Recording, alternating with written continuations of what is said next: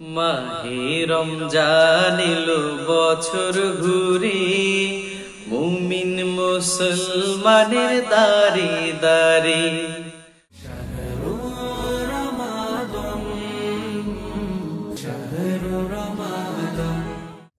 أعوذ بالله من الشيطان الرجيم.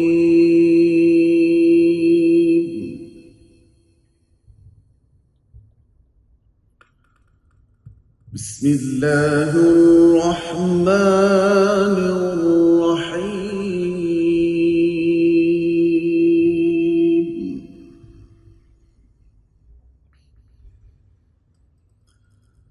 الله لا إله إلا هو الحي القيوم.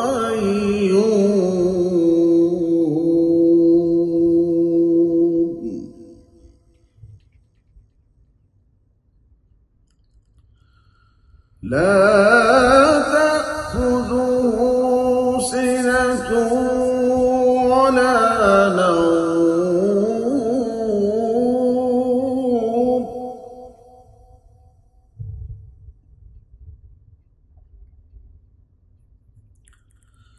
له ما في السماوات وما في الأرض. من ذا الذي يشفع عنده إلا بإذنه.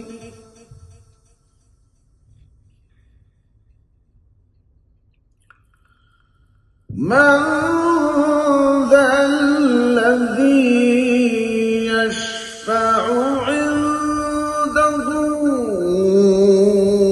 إلا بإذنه. يعلم ما بين أيديهم وما خلفهم.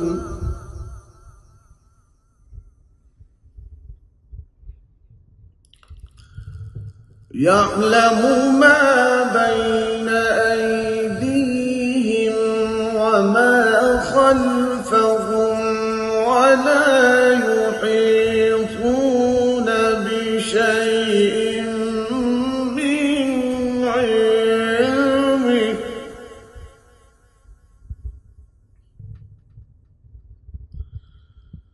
ولا يحيطون بشيء من علمه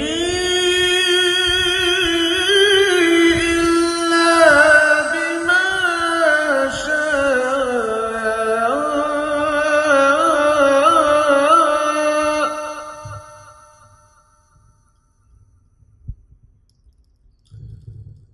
وسع كرسيه السماوات والأرض ولا يؤوده حفظهما.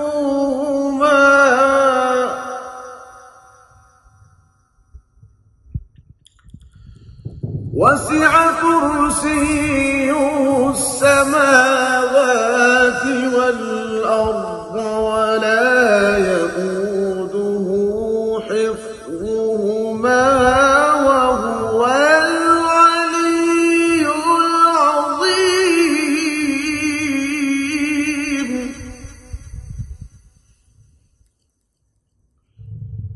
ولا يؤوده حفظهما وهو العلي العظيم.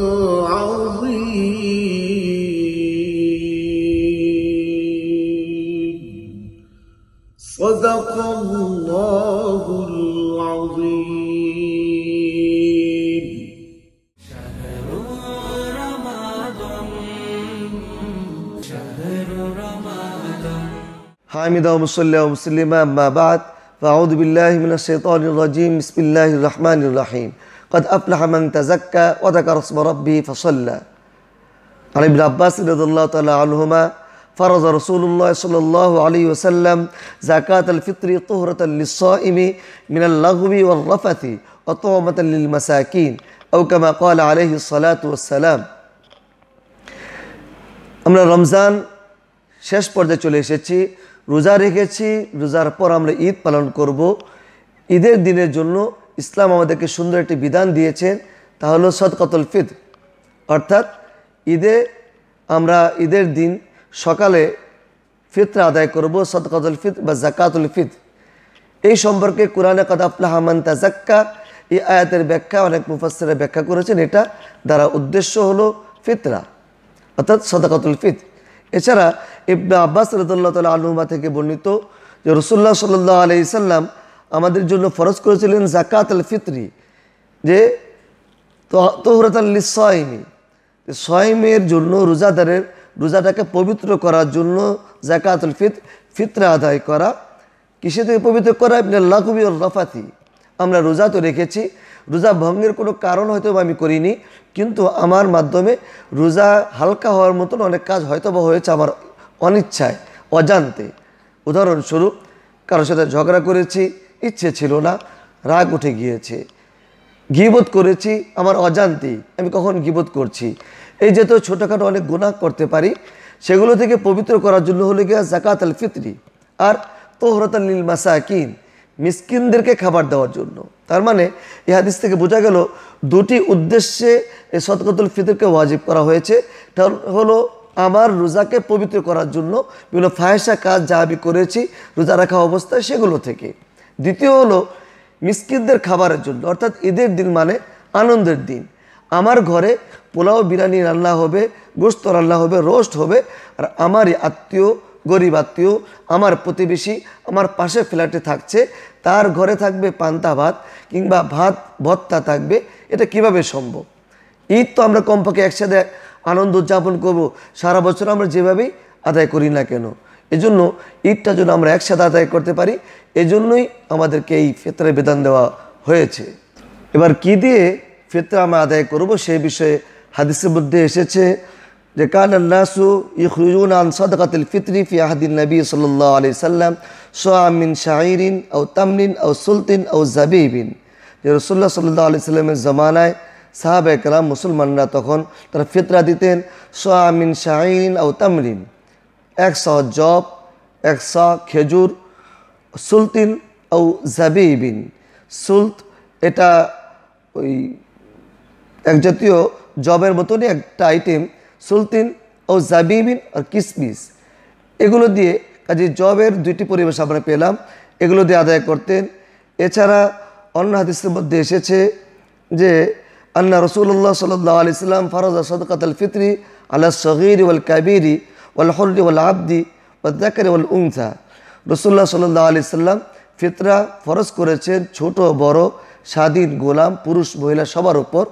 নিসফা সাঈ বুরদিন ও সাআম মিন তামরিন ও শাঈরিন, যে আধা শ গম আর 100 খেজুর, 100 জব, এগুলো দিয়ে রাসূলুল্লাহ সাল্লাল্লাহু আলাইহি সাল্লাম ফিতরা আদায় করার জন্য বলেছেন বা ফরজ করেছেন।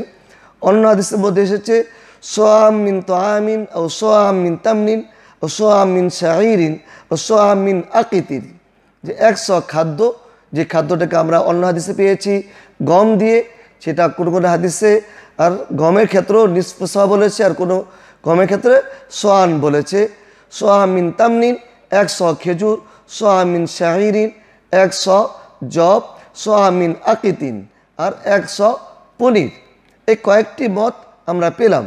এছাড়া হাদিসের ভান্ডারে আরও অনেক কিছু এসেছে, অনেক আলোচনা, সেগুলো করতে গেলে অনেক সময় সাপেক্ষ বিষয়, সেগুলো আমরা আলোচনা এখানে করতে চাচ্ছি না। বাস এতটুকুই যে হাদিসের মধ্যে বিভিন্ন ধরনের মত এসেছে, সব কিছুর মত মিলিয়ে আমরা একটা সিদ্ধান্তে পৌঁছতে পারি, সেটা হলো যে 5টি আইটেম আমরা এখানে আলোচনা করতে পারি। 4টি আইটেম হলো 100 পরিমাণ খেজুর, 100 কিসমিস, 100 জব, 100 বা জবের মতন আরেকটা আইটেম, সেটাও জবকে আমরা ধরতে পারি। এরপরে হলো পনির, এটাও 100 পরিমাণ, 100-এর ব্যাখ্যা পরে বলছি। আর হলো গম কিংবা গম থেকে তৈরি আটা, এটা কোনো হাদিসে 100 বলেছে, কোনো হাদিসে নিসফ শ বলেছে, মানে অর্ধ শ। এবার আমরা 100 আদায় করি আর অর্ধ শ আদায় করি, যাই আদায় করি না কেন আমাকে সেটা আদায় করা লাগবে। অবশ্যই আধা শয়ের কমে আমরা আসতে পারছি না, আসার কোনো সুযোগ নেই, আমাকে কমপক্ষে 100 দেওয়া লাগবে। এবার এই শয়ের যে ব্যাখ্যা, এই ব্যাখ্যাগুলোর মধ্যে অনেক ওলামা কেরাম অনেক ব্যাখ্যা করেছেন। কেউ কেউ 100 এর ব্যাখ্যা করেছেন 303 কেজি 523 গ্রাম, কেউ ব্যাখ্যা করেছেন 3 কেজি 325 গ্রাম, কেউ ব্যাখ্যা করেছেন 3 কেজি 300 গ্রাম। তাহলে 3 কেজি 300 গ্রাম, 3 কেজি 325 গ্রাম, 3 কেজি 523 গ্রাম, তিনটা মত পাচ্ছি আমরা 100 এর ব্যাপারে, অর্থাৎ খেজুর, কিশমিশ, জব আর পনিরের ক্ষেত্রে। এখানে সবচেয়ে বেশি যে মতটা ছিল বেশি পরিমাণের, সেটা হলো 3 কেজি 523 গ্রাম। এবার আমরা যদি একটু সতর্কতামূলক, যেহেতু 3.5 কেজি পার হয়ে যাচ্ছে, 4.5 কেজি বানিয়ে ফেলি আমরা, তাহলে 3 কেজি 300 চলে আসছে, 3 কেজি 325 চলে আসছে, 3 কেজি 523 গ্রামও চলে আসছে। একটু বাড়িয়ে আমরা 4.5 কেজি দিয়ে দিলাম। আর নিসফ শ যেটা, সেই নিসফ শয়ের ব্যাপারে সেখানে মত এসেছে হলো যে 1 কেজি 662 গ্রাম এসেছে, 1 কেজি 650 গ্রাম এসেছে। কাজে 1 কেজি 650 গ্রাম বলি, 1 কেজি 662 গ্রাম বলি, এছাড়া আরও দু একটি মত হয়তো আমরা পাবো। সব কিছু মিলে যদি আমরা এটাকে 1.25 কেজি ধরে ফেলি, তাহলে আমাদের জন্য সবচেয়ে সুন্দর হয়ে যায়। কোনো ধরনের কোনো মতানকে না গেলাম, সবগুলো মতে আমাদের চলে আসলো, কাজে আমরা 1.25 কেজি দাম ধরতে পারি। এবার 4.5 কেজি আর 2.25 কেজি, 4.5 কেজি খেজুর, কিশমিশ, জব আর পনির দেব, অথবা 2.25 কেজি পরিমাণের আমরা গম কিংবা গম থেকে তৈরি আটা দিব আমরা। এবার কোনটা আমার জন্য উত্তম? উত্তম তো হলো যে আল্লাহ তাআলা আমাকে যেভাবে সাধ্য দিয়েছে সেই সাধ্য মতো আমি আমারটা দিব, এটা হলো উত্তম।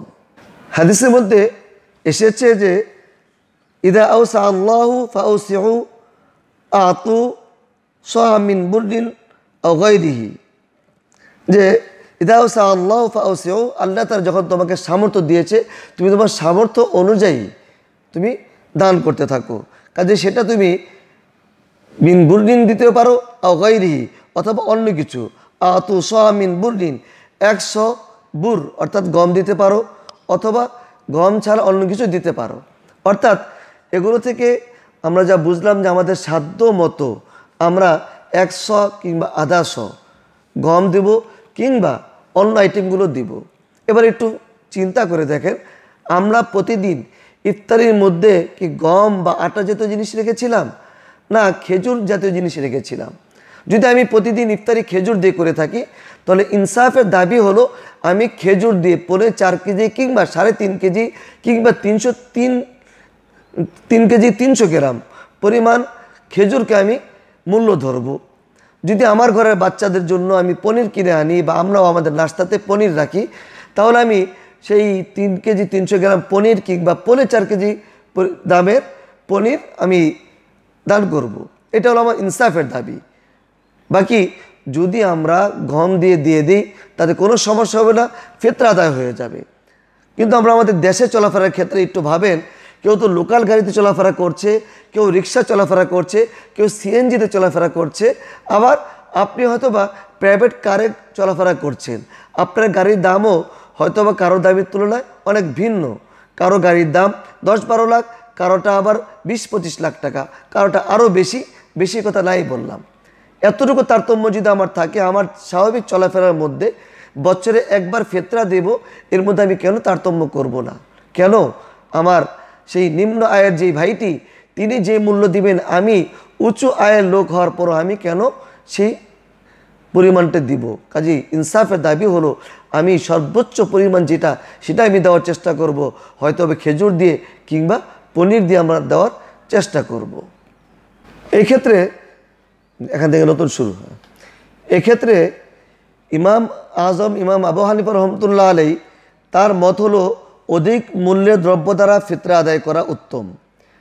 4 ইমামের যে প্রসিদ্ধ ইমাম মালিক রহমতুল্লাহ আলী, তার মতে তিনি বলছেন যে খেজুর দ্বারা ফিতরা আদায় করা উত্তম, এবং খেজুরের মধ্যে সবচেয়ে উন্নত যেটি আজওয়া খেজুর, এটা দিয়ে আদায় করা উত্তম।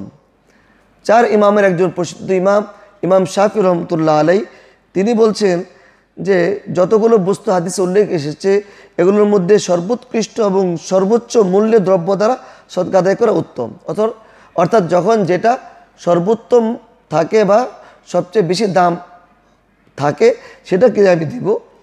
4 ইমামের প্রসিদ্ধ ইমাম আহমদ বিন হাম্বল রহমতুল্লাহ আলী, তিনি বলেন সাহাবে কেরাম রাদিয়াল্লাহু তাআলা আনহুম আজমাইনের অনুসরণ হিসেবে খেজুর দ্বারা ফিতরা দেওয়াটাই উত্তম। কাজেই 4 ইমামের যে মত আমরা পেলাম, 4 ইমামের মতের মধ্যে হয় খেজুর কিংবা সবচেয়ে দামি যে মূল্য সেটাতে আমরা দিব। আর সে সাহাবাদের জমানায় এমন একটা জমানা এসেছিল যখন গমের দাম, আধা শ গমের দাম ছিল হলো 100 খেজুর থেকেও বেশি। সেই হিসেবে তখন তারা আধা শ বলেছেন, কিন্তু আমরা কেন এখন আমরা সে আধা শ ধরে রাখবো? আমার সাধ্য থাকলে আমি একটু বেশি দিব। এবার ফিতরা কখন আমার জন্য উপর ওয়াজিব বা কখন থেকে দিব, কে দিবে, কাকে দিবে? ফিতরা আমার উপর ওয়াজিব ঈদুল ফিতরের শবে সাদেকের সময় যদি আমি নেশাবের মালিক হয়ে থাকি। নেশাবের মালিক বলতে জাকাতে যে নেশাব, আমার প্রয়োজনের অতিরিক্ত 7.5 তোলা স্বর্ণের দাম কিংবা 52.5 তোলা রূপার দাম বা এগুলোর মূল্য, অর্থাৎ 2021 সাল চলছে, এই বছরের মূল্য হিসাবে 50 থেকে 55 হাজার টাকা আমরা ধরতে পারি। প্রয়োজন অতিরিক্ত যদি কারো কাছে 50 থেকে 55 হাজার টাকার মূল্য থাকে, তো তার উপরে ফিতরা ওয়াজিব। কাজেই কোনো বাচ্চা যদি ঈদের দিন শবে সাদেকের পূর্বে তার জন্ম হয়, তার ফিতরা দেওয়া লাগবে। কেউ যদি ঈদের দিন শবে সাদেকের পূর্বে মৃত্যুবরণ করে, তার দেওয়া লাগবে না। কিন্তু কোনো বাচ্চা যদি ঈদের দিন শবে সাদেকের পর জন্মগ্রহণ করে, তাহলে তারটা দেওয়া লাগবে না। আর যদি শবে সাদেকের পর সে মারা যায়, তাহলে তার ওয়ারিসদের জন্য দায়িত্ব হবে তাকে তার পক্ষ থেকে দিয়ে দেওয়া। ঠিক তেমনিভাবে কেউ যদি শবে সাদেকের পূর্বে মুসলমান হয় কিংবা বালেক হয় কিংবা সে নতুন মালের মালিক হয়, তার উপরও ফিতরা ওয়াজিব, তাকে ফিতরা দেওয়া লাগবে। এবার নেশাব পরিমাণ যেটা বললাম তা প্রয়োজনের অতিরিক্ত বলতে জাকাত থেকে একটু ভিন্ন এটা। সেটা হলো জাকাতের মধ্যে আমরা বলেছিলাম 1 বছর পার হওয়া লাগবে মালের মালিক হওয়ার পর। এখানে 1 বছর পার হওয়া লাগবে না। আমি যদি গত রাতেও মালিক হয়ে থাকি, ঈদের দিনের আগের রাত্রে বা শবে সাদেকের আগে, তাহলে আমার উপর ওয়াজিব। প্রয়োজনের অতিরিক্ত বলতে আমার ঘরের অনেক সাজানো গুছানোর জন্য অনেক পণ্য আছে, শৌখিন পণ্য, যেগুলোকে আমরা জাকাতের জন্য হিসাব ধরিনি, ফিতরাতে এগুলো হিসাব ধরা হবে। উদাহরণস্বরূপ আমার ঘরে 1 ফ্রিজ যথেষ্ট, অতিরিক্ত আমি আরও 3টি ফ্রিজ রেখেছি বা 2টি ফ্রিজ রেখেছি, সারা বছর তেমন ব্যবহার হয় না, তাহলে এগুলোর মূল্য আমাকে ধরতে হবে। অনেক ফার্নিচার সাজানোর জন্য রেখেছি, আমাদের মা বোনদেরকে দেখেছি অনেক ডেস্কি তারা সেই সানসেটের মধ্যে সাজিয়ে রাখে, কার্নিশের উপর সাজিয়ে রাখে, সারা বছর ব্যবহার হয় না, এগুলোর মূল্য ধরা হবে। ঠিক এই যেহেতু শৌখিন যে সমস্ত জিনিস আমার ঘরে আছে, সেগুলোর মূল্য এখানে ধরা হবে। ঘর ভাড়ার জন্য আমি আমার জরুরত চলার জন্য একটা ঘরে আমি থাকছি, কিন্তু ঘর ভাড়ার জন্য অনেকগুলো ঘর আছে, এগুলো জাকাত আমরা হিসাব করি না, ফিতরা আমরা এগুলো মূল্য হিসাব করব। 4-5টা বাড়ি আছে, সেগুলোকে আমরা জাকাত হিসাব করিনি, ফিতরা আমরা এগুলো মূল্য আমরা হিসাব করব। কাজেই এগুলো সবগুলো আমার জাকাতের মধ্যে, ফিতরার মধ্যে হিসাব হবে, এগুলো হিসাবে আমরা ফিতরা আদায় করব। ফিতরা আমি আমার পক্ষ থেকে দিব, আমার পরিবারের নাবালেগ বাচ্চাদের পক্ষ থেকে দিব। আর আমার স্ত্রীর পক্ষ থেকে যদি আমি দিয়ে দিই সেটা ভালো। আমার বালেগ সন্তান মালের মালিক না, তার উপর ওয়াজিব না, কিন্তু আমি যদি দিয়ে দিই সেটা উত্তম। আমার পিতামাতা যদি তারা দুর্বল হন বা বয়স্ক হয়ে থাকেন, তাহলে তাদের পক্ষ থেকে যদি আমি দিয়ে থাকি সেটা আমার জন্য উত্তম। আমার ঘরে যারা চাকর বাকর আছেন তাদের উপর ওয়াজিব না, তাদের পক্ষ থেকে যদি আমি দিয়ে দিই সেটা উত্তম। তবে আমার নিজেরটা বা আমার নাবালেগ বাচ্চাদেরটা আমাকে দিতেই হবে, দেওয়া আমার জন্য ওয়াজিব, সেটা আমাকে দেওয়া লাগবে। কাদেরকে দেব? যাদের উপর সদকা ফিতর ওয়াজিব না তাদেরকে দিব। জাকাতের ক্ষেত্রে যাদের আলোচনা হয় তাদেরকে আমরা দিব। ইন্নামা সাদাকাতুল ফুকারা ওয়াল মাসাকিন, ফকির মিসকিন তাদেরকে আমরা দিব। এরপর আল গারিমিন, যারা ঋণগ্রস্ত আছে, ওয়া ফি সাবিলিল্লাহ, যারা আল্লাহ রাস্তায় জিহাদ করছে, ইবনে সাবিল মুসাফিরদেরকে দিব। মাঝখানে বলেছি একটা আমিলিন একটা শব্দ আছে, সেটা ইসলামী রাষ্ট্রের জন্য প্রযোজ্য। ইসলামী রাষ্ট্রে যদি জাকাত আদায়ের জন্য কাউকে দায়িত্ব দেওয়া হয়, তাকে দেওয়া যাবে ইসলামী রাষ্ট্রের জন্য। আমরা তাদেরকে জাকাত দিব বা ফেতরা দিব। ফেতরা কাকে দেওয়া উত্তম? ফেতরা দেওয়া সবচেয়ে বেশি উত্তম হলো এমন কাউকে দিব যে আমার এই ফেতরা নিয়ে সে দিন তো পার করবে, সে ইলম হাসিল করবে, আমল করবে, সে জিকির আজকার করবে, ইবাদত করবে, তাহলে তার ইবাদত সব আমি পেয়ে গেলাম। উদাহরণস্বরূপ কোনো এক বাচ্চাকে আমি এই ফেতরার টাকা দিয়ে বা জাকাতের টাকা দিয়ে হাফেজ বানালাম, আলেম বানালাম, তার সারা জিন্দিগি যত আমল করবে সব আমি পেতে থাকবো। সে পরবর্তীতে হয়ে সে মাদ্রাসা পড়াবে, ওয়াজ করবে, মাহফিল করবে, তার মাধ্যমে যারা দিন পাবে, তারা যে আমল করবে তারা সব আমি পাবো। অবশ্যই এমন কাউকে দিব না যে আমার এই জাকাতের টাকা বা ফিতরার টাকা দিয়ে গুনাহের উপকরণ কিনছে, টেলিভিশন কিনছে, অ্যান্ড্রয়েড সেট কিনে সারাদিন ফেসবুকে থাকছে, ইউটিউবে থাকছে, গুনাহ করছে, নেশা করছে। এই যে তো যারা, তাদেরকে আমরা অবশ্যই দেব না। যদিও তারা পেতে পারে, তারা মুস্তাহিক উপযুক্ত, কিন্তু তারা গুনাহ করছে। আমার ফিতরার টাকা দিয়ে কেন আমি গুনাহ করার সুযোগ দিব? তাদেরকে আমরা দেব না। এবার আমরা কখন আদায় করব? উত্তম তো ঈদের দিন সদকা, এই শবে সাদেকের পূর্বে আদায় করা। কেউ যদি পূর্বে আদায় করতে না পারে, পরেও আদায় করলে হয়ে যাবে। যদিও এক হাদিস থেকে এসেছে যে পরে আদায় করলে হবে না, সেটা স্বাভাবিক দান হবে। তবে ফোকায়ে কেরাম পরের আদায়টাকেও উল্লেখ করেছেন, আদায় হয়ে যাবে। কিন্তু আগের মধ্যে একটু উত্তম হবো, 2-3 দিন আগে দেওয়া উত্তম, যাতে তারা এই টাকা দিয়ে কোনো কিছু করতে পারে, কিছু কেনাকাটা করতে পারে, কাপড় কেনা হোক, ঈদের কোনো সামগ্রী হোক, তারা কিনতে পারে। আমরা কি দিয়ে দিব? সেই খেজুর, কিশমিশ, এই পণ্যগুলি কিনে দেবো না টাকা? দুটোটা দিয়ে দেওয়াই বৈধ আছে। তবে কারো মতে পণ্য দেওয়া উত্তম, যেহেতু হাদিসে পণ্যের কথা এসেছে, অর্থাৎ খেজুর কিশমিশের কথা। কারো মতে টাকা দিয়ে উত্তম। তবে অনেক ফোকাহারা বলেছেন টাকা দিয়ে দেওয়া উত্তম, এই জন্য টাকা দিলে তার প্রয়োজন অনুযায়ী সে খরচ করবে। উদাহরণস্বরূপ কোনো মিসকিনকে আমরা 10 জন মিলেই 4.5 কেজি করে খেজুর দিলাম, তাহলে 4.5 কেজি করে যদি 10 জন মিলে খেজুর দেই, তাহলে তার কাছে তো 30 কেজির উপরে 35-40 কেজি খেজুর হয়ে যাচ্ছে। এত খেজুর দিয়ে সে কী করবে? কিন্তু এই টাকাটা তার কাছে থাকলে এই টাকা দিয়ে সে কোনো একটা কিছু করতে পারত। এজন্য আমরা টাকা দেওয়ার চেষ্টা করব। সর্বশেষ এই কথাই বলবো যে আমরা এই ফিতরা দেওয়া নিয়ে কোনো ধরনের কোনো টাল বাহানা আমরা না করি, কোনো না দেওয়ার কোনো বাহানা তালাশ না করি, এবং আমি সাধ্য অনুযায়ী সবচেয়ে দামি যে মূল্যের আইটেম সেটাকে আমরা দেওয়ার চেষ্টা করব। পনির বা খেজুর দিয়ে আমরা দেওয়ার চেষ্টা করব। তবে গম দিয়ে দিলেও আদায় হয়ে যাবে। এছাড়া আমাদের সরকারের পক্ষ থেকে যেটা নির্ধারণ করেছেন ইসলামী ফাউন্ডেশন থেকে, সেটাকে আমরা আমাদের সামনে রাখতে পারি। আল্লাহ তাআলা আমাদের সবাইকে আমল করার তৌফিক দান করুক। ওমা তৌফিকি ইল্লা বিল্লাহ।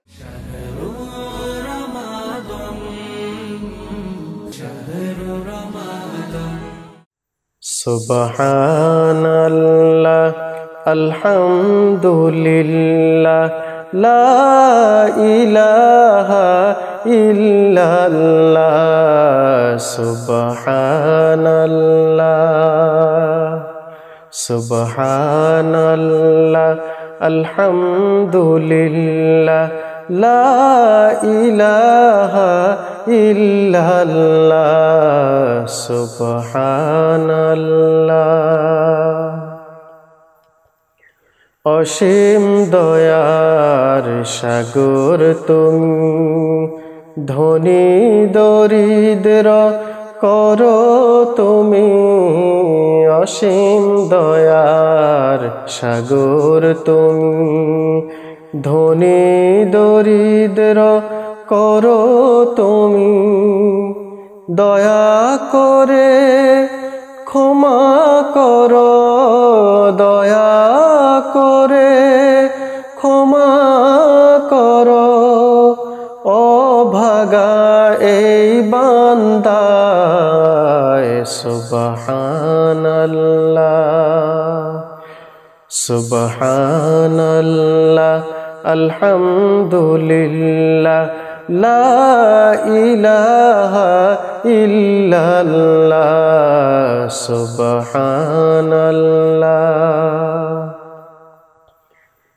নিখিল ধরার মালিক তুমি, বিপদ আপদে সহায় তুমি।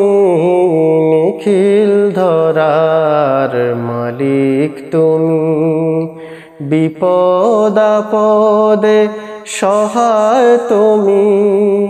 তুমি পারো হতে সহায়, তুমি পারো হতে সহায়।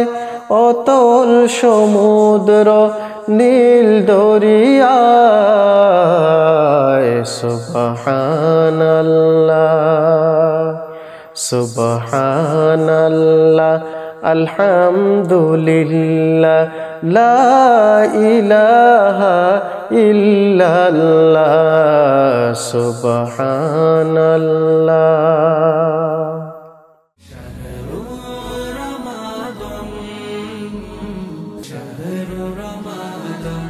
আসসালামু আলাইকুম ওয়া রাহমাতুল্লাহি ওয়া বারাকাতুহু।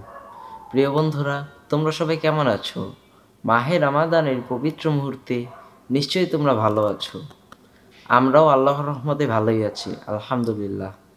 ঈমান জাগানের আজকেরই পর্বে আল্লাহ তাআলার অতি প্রিয় পয়গম্বর হযরত আইয়ুব আলাইহিস সালামের পুণ্যময় জীবন থেকে কিছু গল্প তোমাদের সাথে শেয়ার করতে চাই, যা শুনলে ঈমান জাগ্রত হবে এবং ঈমানি শক্তি বৃদ্ধি পাবে। তো চলো আর দেরি নয়, এবার শুরু করা যাক। হযরত আইয়ুব আলাইহিস সালাম 18 বছর যাবৎ রোগাক্রান্ত ছিলেন।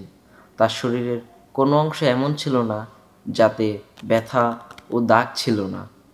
এই 18 বছরে একটি রাতও এমন কাটেনি যে রাতে তিনি ছটফট করেননি। এরপর আল্লাহ তাআলা তাকে সুস্থতা দান করলেন। তার সব কজন স্ত্রী ও সন্তান মারা গিয়েছিলেন, তার একজন স্ত্রী বেঁচে ছিলেন। তিনি তার সেবা করতেন এবং তার যত্ন নিতেন, অন্যের কাছে চেয়ে এনে তাকে খাওয়াতেন। আল্লাহ তাআলা তার ধৈর্যের পরীক্ষা করছিলেন। 18 বছর যাবৎ তিনি ধৈর্য ধারণ করলেন। এরপর আল্লাহ তাআলা তাকে তার যৌবন ফিরিয়ে দিলেন। স্ত্রী বাড়ি ফিরে দেখলেন ঘরে এক সুদর্শন যুবক বসে আছে এবং আইয়ুব আলাইহিস সালামকে কোথাও দেখা যাচ্ছে না। তিনি অস্থির হয়ে পড়লেন, এদিক ওদিক তাকালেন, কিন্তু আইয়ুব আলাইহিস সালামকে কোথাও দেখতে পেলেন না। তিনি যুবককে জিজ্ঞাসা করলেন, এখানে আমার রুগ্ন ও অক্ষম স্বামী ছিল, আপনি কি তাকে দেখেছেন? হযরত আইয়ুব আলাইহিস সালাম স্ত্রীর কথা শুনে বললেন, আমি তোমার সেই রোগা রুগ্ন স্বামী আইয়ুব। আল্লাহ পাক আমাকে আবার যৌবন দান করেছেন। শুনলে তো বন্ধুরা, এখান থেকে এবার আমাদের শিক্ষা নিয়ে আমল করার পালা। আল্লাহ পাক আমাদেরকে আমল করার তৌফিক দান করুক, আমিন। আসসালামু আলাইকুম ওয়া রাহমাতুল্লাহি ওয়া বারাকাতুহু।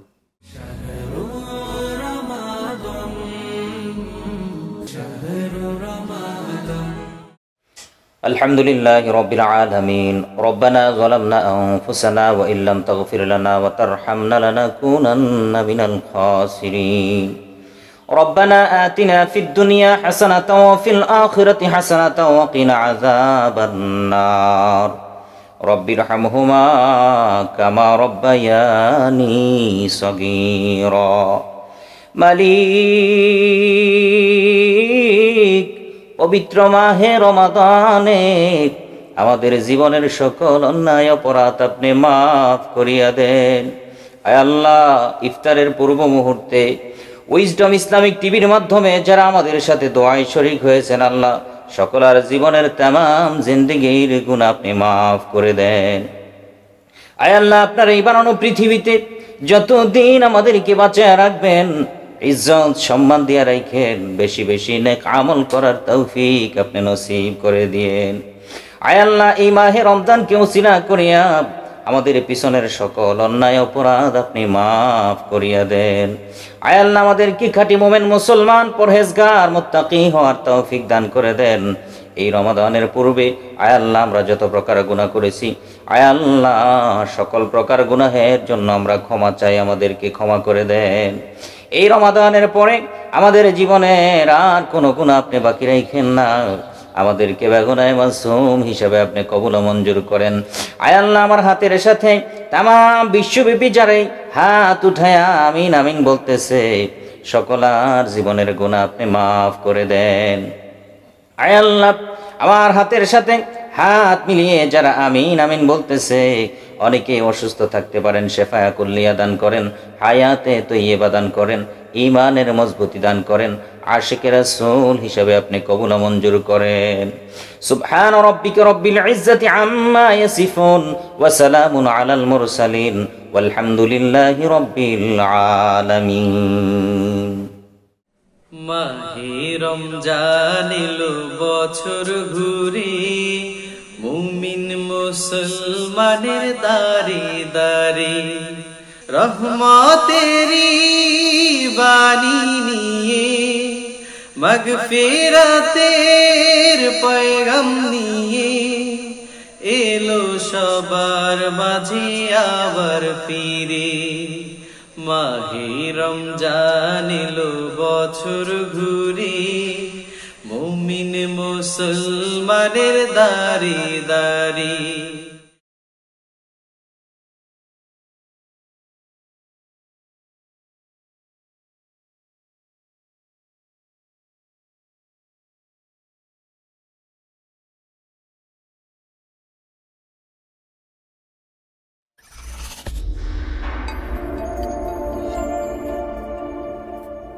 Wisdom Islamic TV, peace for the world.